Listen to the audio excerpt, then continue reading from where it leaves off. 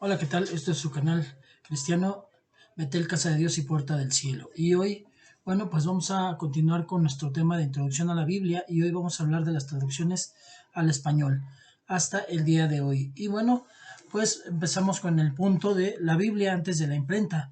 Mucho antes de la invención de la imprenta, España poseía las Sagradas Escrituras, primero en latín y luego en español. No obstante la prohibición de poseer en lengua común los libros del Antiguo Testamento, viene produciéndose y reiterándose desde 1229. El alcance territorial de las diversas prohibiciones es variable, según las distintas jurisdicciones de la división feudal establecida. Por disposición eclesiástica aplicable principalmente a la región catalana, a quienes poseían las Sagradas Escrituras en lengua común, se les daba plazo de 8 días en que debían entregarlos al obispo de su diócesis para ser quemadas. Para quien siquiera permitiera que en sus tierras habitaran herejes, la pena era confiscar sus bienes. Las reiteradas prohibiciones hacen entender que ya desde el siglo XIII se conocía en Cataluña la Biblia en lengua vulgar. Por entonces ya los valdenses y los albigenses habían ganado adeptos en España. Vemos las Biblias alfonsinas en el siglo XIII. El más antiguo ejemplar de la Biblia en español se conserva en el Museo de El Escorial. Es la llamada Biblia prealfonsina, una de las obras de Alfonso X, 1221-1284. El códice respectivo se ha deteriorado y solo consta actualmente de los libros de Levítico, Números y Deuteronomio. Obra del mismo rey sabio es la Biblia alfonsina, parte de la grande o general historia. Es un resumen de toda la Biblia. Alfonso X, en colaboración con sabios moros y judíos, escribió obras en las cuales la lengua castellana fue depurando su estilo y alcanzando un inusitado esplendor. De ese modo, influyó en la evolución de nuestro idioma en aquellos días y ha recorrido una suerte paralela a dicha evolución en las sucesivas versiones. Bueno, ya habíamos hablado un poco al respecto de qué son las versiones. Las versiones, bueno, obviamente a nosotros no nos llega o no podemos leer la original, el idioma original o los idiomas originales en que fue escrita la Biblia. Entonces, por lo tanto, hay traducciones y hay traductores y hay traductores respaldados por Dios y hay traductores no respaldados. Eso nos tiene que quedar claro. Por eso hay Biblias que no son respaldadas tampoco por Dios. Bueno, las traducciones de judíos inconversos, los siglos XIV y XV vieron un gran auge en cuanto a producción bíblica. R. Salomón, judío convertido al catolicismo, produjo una traducción paralela, una columna de la Vulgata junto a otra de la traducción española hecha directamente del hebreo. También está Biblia de la Casa Alba, 1430. La Biblia de la Casa Alba es un lujoso códice en vitela bellamente ilustrado y caligrafiado. Consta únicamente del Antiguo Testamento, ordenado según el canon judío. Es obra del rabí Masé Arrangel, quien invirtió en ella 9 años de labor. La terminó en 1430. También está la de Martín de Lucena. Es una traducción que se ha perdido y es Martín Lucena el Macabeo. Se realizó por encargo de Íñigo López de Mendoza, el famoso marqués de las Serranillas. El Tribunal de la Inquisición, creado en 1183 para perseguir albigenses, había caído en desuso. Los reyes católicos lograron que el Papa Sixto IV, del Papa Sixto IV, la resurrección del mismo con el Santo Oficio, 1482. El populacho, asusado contra los judíos, ya venía exterminando a muchos de estos y destruyendo bienes. Algunos apologistas católicos dicen que en España había por aquellos días libertad de culto, que la persecución era contra judíos que fingían haberse convertido al catolicismo, que a los judíos no convertidos se les permitía preservar en su religión, cosa contraria dicen algunos historiadores. La expulsión de los judíos en 1498. El hecho es que en 1498 los reyes católicos decretaron la expulsión de judíos de España.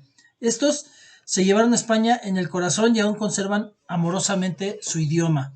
En el exilio continuaron produciendo traducciones españolas del Antiguo Testamento, publicadas principalmente en Ámsterdam, Holanda y en Ginebra, Suiza. Bueno, también hubo 3 siglos de represión antibíblica y comenzó a producirse nuevas medidas para restringir la lectura de las Sagradas Escrituras. La regla 5 del índice de la Inquisición, sin embargo, si no cortó el hilo de las traducciones en romance, de hecho las limitó mucho, dice el comentario a la Sagrada Escritura de Verbum Dei. Esto fue editado en Barcelona por la editorial Herder en 1960. Añade que en los siglos XVI, XVII y gran parte del XVIII se hicieron en España muy pocas traducciones bíblicas y no todas llegaron a publicarse. También tenemos la Biblia Políglota Complutense, que fue escrita entre 1514 y 1547, la Biblia Regia entre 1569 y 1573, que también es políglota. ¿Qué quiere decir esto? Que está hecha en diferentes idiomas. Traducciones judías españolas. Fuera de España había más libertad al respecto de la Biblia. Entre los traductores judíos exiliados están Isaac Abarbanel, Isaac Haraman Ben Moshe, Yom Tov Atías, conocido como Duarte Pinel, y Jerónimo de Vargas. Patrocinados por el duque Hércules II de Ferrara, estos dos últimos producen en 1553 la Biblia, solamente el Antiguo Testamento, que lleva el nombre de Ferrara. Recelosos de que por esta dispersión habían de olvidar la doctrina que en las sinagogas de España se les había enseñado por los códices manuscritos españoles que había en ellas, se resolvieron dichos judíos vecinos de Ferrara a hacer por estos mismos códices una impresión que conservase las mismas voces españolas que estaban habituados a oír en dichas sinagogas, y que fuera de ellas no estaban en uso. En su prefacio dirigido al lector, entre comillas, Pinel y Huske manifiestan haberse valido de la obra de muchos sabios y experimentados letrados en la misma lengua, así hebraica como latina, y de todas las traslaciones antiguas y modernas, y de las hebraicas las más antiguas que de mano se pudieron hallar. La Biblia de Ferrara. La Biblia, pues, se había aclimatado en España y al fin la palabra viva fue adaptándose a la evolución de la lengua castellana y reflejando sus mejores glorias. Pero no hay que dejarse engañar por el grandísimo número de traducciones. No habían llegado los días de la imprenta. Poseer un ejemplar de las Escrituras era privilegio de ricos y eruditos. Además, aunque hubieran abundado las Biblias, el analfabetismo reinaba por doquier. Había entre el pueblo un relativo conocimiento de las Sagradas Escrituras, el que a bien tenían suministrarles desde el púlpito y el que se manifestaba en la liturgia. Ese barniz de conocimiento se transmitía por tradición oral solamente. Bueno, las Biblias protestantes en español. La Reforma encontró bien abonado el terreno español, según hemos visto por la gran difusión de las Sagradas Escrituras, debida en gran parte al pueblo judío. Muchos de estos se habían emparentado con familias españolas. La acusación de judaizar fue enderezada muchas veces por la Inquisición contra importantes personajes españoles, aún dentro del clero. Veamos algunas de las principales traducciones que bajo el influjo de la Reforma se produjeron en el idioma español. Traducciones protestantes del siglo XVI. En el siglo XVI, Juan de Valdés tradujo los Salmos y las epístolas a los romanos y a los corintios. Recientemente se han reeditado en Argentina y México las obras de este elegante escritor. La Universidad Autónoma de México publicó en 1964 el Diálogo de Doctrina Cristiana y el Salterio, traducido del hebreo en romance castellano. He aquí cómo comienza el Salmo 23 en esta versión. El Señor es mi pastor, con Y, lo pone aquí, nunca padeceré necesidad. En dehesas de Yerúa me hará reposar, hazla aguas aparibles me guiará. Así es como dice en esa versión. Bueno, Nuevo Testamento en Encinas, 1543. Bajo la influencia de Melanchthon y naturalmente en el extranjero, Francisco de Encinas tradujo en 1543 el Nuevo Testamento. Dedica su traducción al emperador Carlos V con la cita de Josué 1:8, buen consejo para todo gobernante. Expone que muchos y muy variados pareceres ha habido respecto a si conviene trasladar las escrituras a lengua vulgar. Encinas se muestra de acuerdo con los que desean en su lengua natural oír hablar a Jesucristo y a sus apóstoles. Entre las varias razones en que se apoya, la segunda es que solo al pueblo español se le impide tener la Biblia en su propio idioma, en defensa del prestigio cultural de España que emprende su obra. Otro es el Nuevo Testamento de Juan Pérez de Pineda en 1556, que lo hizo entre el 56 y el 57. Juan Pérez de Pineda publicó en Ginebra su bella traducción del Nuevo Testamento y los Salmos. Escribió también una conmovedora epístola consolatoria dedicada a los cristianos evangélicos de Sevilla que pasaron por el tormento, y 21 de los cuales murieron en una hoguera por causa de su fe. Entre estos se hallaba Juanillo Hernández, que tenaz y audazmente se había dedicado a introducir de contrabando en España el Nuevo Testamento de Juan Pérez. Juan Pérez de Pineda dedicó toda su vida a esparcir la palabra de Dios y para contribuir en la empresa, aún después de morir, dedicó por testamento todos sus bienes a la impresión de una Biblia completa en español. Bueno, ya llega la Biblia de Casiodoro de Reina en 1569. Casiodoro de Reina trabajó 10 o 12 años en esa traducción, cuyo frontispicio proclama con palabras de Isaías: la palabra de Dios nuestro permanece para siempre. Probablemente la publicación fue posible mediante de Reina, la herencia de Juan de Pineda. Hay constancia de que otros también dieron su aporte. Se terminó de imprimir en 1569 y circuló clandestinamente en España mediante la abnegación de creyentes que con ello exponían su vida. La que venimos comentando es la llamada Biblia del Oso, así es conocida, y es porque tenía un oso grabado en su frontispicio. Casiodoro hace mención muy especial del uso que él hizo de la Biblia de Ferrara. Esta versión, que era únicamente el Antiguo Testamento, había sido hecha dentro de la tradición judía de España, que implicaba una reverencia muy especial por cada palabra y letra del texto hebreo. Casiodoro tiene plena conciencia de la fuerza dinámica en la revolución de la escritura, pues dice que su amonestación al lector intolerable cosa es a Satanás, padre de mentira y autor de tinieblas, cristiano lector. Que la verdad de Dios y la luz se manifieste en el mundo, porque en este solo camino es deshecho el engaño, se desvanecen las tinieblas y se descubre toda la vanidad sobre que su reino está fundado, de donde luego está cierta su rutina, y los míseros hombres que tiene llegados en muerte con prisiones de ignorancia, enseñados con la divina luz, se les salen de su prisión a vida eterna, ya libertad de hijos de Dios. Así decía literal en esta versión de la Biblia del Oso. Y la Biblia del Oso acerca de la palabra de Dios al pueblo. Cipriano de Valera realizó la misma tarea respecto a su generación de 1602, teniendo en cuenta los cambios semánticos que el tiempo inevitablemente impone a los idiomas. Esto es bien importante. También, hasta las mismas Biblias una traducción tiene que ser actualizada, porque es algo, ya lo comentamos en otros videos, a través de las generaciones va cambiando la forma de hablar el español o los demás idiomas. No es la misma forma en que se conviven y tienen frases los jóvenes de hoy a los de los 80s o de los 50s. Entonces también la Biblia tiene que irse actualizando en cuanto al desuso o al nuevo uso de palabras. Las versiones actuales. El progreso de las ciencias del hombre ha contribuido al nuevo florecimiento de los estudios bíblicos durante el presente siglo y el anterior. Las diversas ramas de la antropología han permitido penetrar cada vez más en el pensamiento de los antiguos pueblos del Medio Oriente, conocer mejor sus costumbres y entender mejor sus escritos. El empeño evangélico está más en poner la Biblia al alcance del pueblo que en conservar una obra literaria incomprensible, o producir versiones de tan elevado estilo que priven a las masas de alimento espiritual. Ello no contradice, sin embargo, para que se produzcan también Biblias destinadas a grupos selectos, con el propósito de diseminar la palabra. Las sociedades bíblicas han producido distintas versiones basadas en la Reina Valera para uso de las congregaciones y para la lectura común. La revisión de 1960, que en lo personal para mí es una de las mejores, que es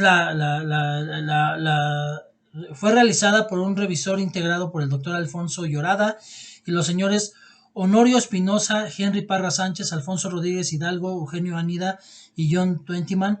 Con ellos colaboraron unos 60 consultores distribuidos por todo el mundo de habla hispana.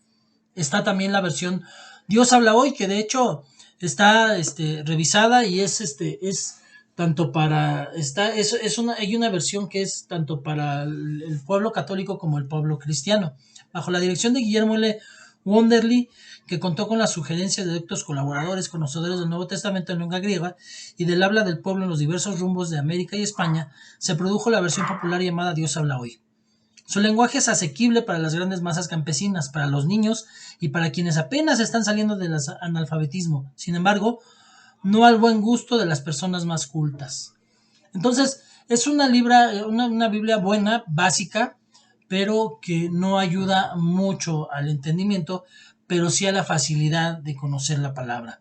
Versión 1995, Reina Valera. Actualmente las sociedades bíblicas han producido la versión 1995 de la Reina Valera. Debemos mencionar también versiones anteriores realizadas por las Sociedades Bíblicas Unidas. También está la versión moderna, uno de los primeros intentos en español de aplicar una crítica contextual. La versión hispanoamericana, está la edición bilingüe español-inglés del Nuevo Testamento, moderniza también un poco el lenguaje. Biblia de Scofield, es una edición con notas, publicada por Spanish Publication Inc. en Miami. La traducción del Nuevo Testamento de las Escrituras hebreas y cristianas. Los testigos de Jehová han producido su propia versión en apoyo de sus particulares dogmas. O sea, es su versión, pero de inicio no tiene un respaldo de autoría y de autoridad. Una nueva traducción judía del Antiguo Testamento, obra de León Duhovne, Manasés Konstantinovsky y Moisés Constantí, han sido publicadas por Ediciones S. Sigal en Buenos Aires, Argentina, en 1961. Los autores declaran que su versión traduce con escrupulosa fidelidad el origen hebreo. En algunas partes el texto es completamente nuevo en relación con versiones anteriores. Está también la Bober Cantera, la Nácar Colunga, la Obispo T. Straubinger, y entre las versiones católicas modernas en español está la de Bober Cantera y Nácar Colunga, 1944, publicada en España, y la del Obispo T. Straubinger, publicada en la República Argentina en 1941. Han sido reeditadas total o parcialmente varias veces, las tres hechas con excelente sentido crítico, brechando los últimos descubrimientos de la versión de la investigación bíblica. Bueno, una de las mejores ciertamente es la Nácar Colunga entre las católicas. También está la Biblia de Jerusalén, que ha sido publicada en español. Esta obra salió originalmente a la luz pública en francés bajo los auspicios de la Escuela Bíblica de Jerusalén. Y bueno, tenemos también que hubo algunas personas que fueran muy importantes para todo este trabajo, y ellos podría llamárseles paladines de la Biblia del mundo hispánico.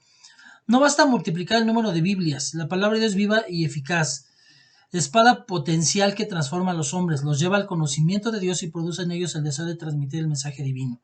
Entonces, vamos a conocer a dos personas que fueron de los piezas clave para que se diseminara la Biblia en el pueblo hispano. George Borrow, como caballero andante de la Sagrada Escritura, hallamos en la primera mitad del siglo XIX a George Borrow, introduciendo el Nuevo Testamento en España. En 1837 a 1838 hizo imprimir en la península española el Nuevo Testamento en la versión Reina Valera y se dedicó a distribuirlo personalmente. Borrow captó rápidamente la simpatía popular, pues sentía una genuina estimación por el auténtico pueblo que se refleja en sus escritos. En España decía: lo único vulgar es la nobleza. Recorrió a caballo enormes distancias, con una carga de Biblias en su mula. Sufrió persecución y cárcel, pero aprovechó tenazmente los altibajos de la libertad en el breve periodo liberal de aquellos días. En la Biblia en España, apasionante obra autobiográfica, cuenta sus aventuras y presenta magistralmente el pasaje y el pueblo españoles. También tenemos a Francisco G. Pensotti, un italiano radicado en Uruguay que se convirtió desde 1882 en el infatigable viajero de Dios, recorriendo a lomo de mula lo más intrincado de la región andina y luego casi todo el continente americano. Su continuo afán era diseminar las Sagradas Escrituras, lo cual realizó como agente de la Sociedad Bíblica Británica y extranjera. Aquellos eran días de intransigencia por parte de la religión dominante, y las autoridades civiles solían estar al servicio de las eclesiásticas. El despertamiento espiritual que un primer viaje de Pensotti produjo en Perú hizo que la Sociedad Bíblica organizara una Agencia Bíblica del Pacífico, con Pensotti como secretario ejecutivo.